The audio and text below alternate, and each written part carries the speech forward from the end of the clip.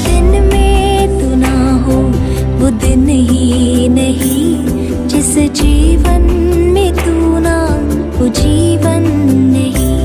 भजन संहिता 42 अध्याय का पहला वचन। जैसे हरिणी नदी के जल के लिए हाँफती है, वैसा ही हे परमेश्वर मैं तेरे लिए हाँफता हूँ। यहाँ दाऊद कहता है जैसे जानवर पानी के लिए तड़पता है, वैसे मैं भी तड़पता हूँ। यहाँ पर ध्यान दीजिए, वहाँ जंगल में पानी के लिए जानवर इधर उधर बहुत तड़पता है।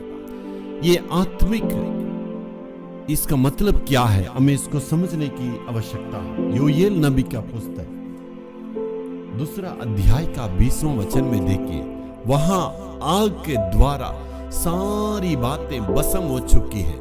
खेत भस्म हो गया है, वहां पानी सूख गया है, वहां कुछ भी नहीं है। इसलिए वो बहुत ही परेशान है सारे जानवर।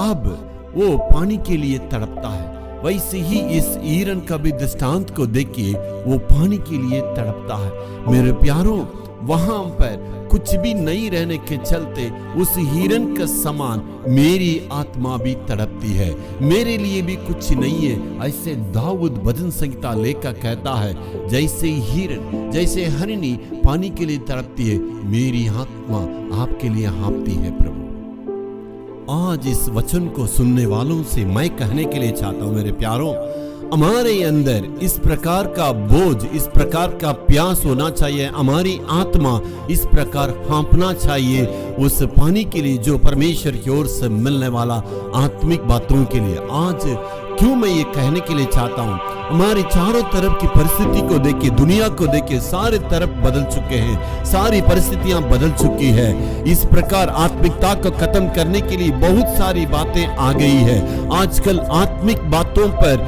विचार करने के लिए लोग तैयार नहीं है। आत्मिक बातों पर सोच विचार करने के लिए किसी भी लोगों को मन नहीं है। मेरे प्यारों, आजकल का लोगों की आत्मिकता में दुनिया आ गई है, सेलफोन आ गई है और मनोरंजन की बातें आ गई है।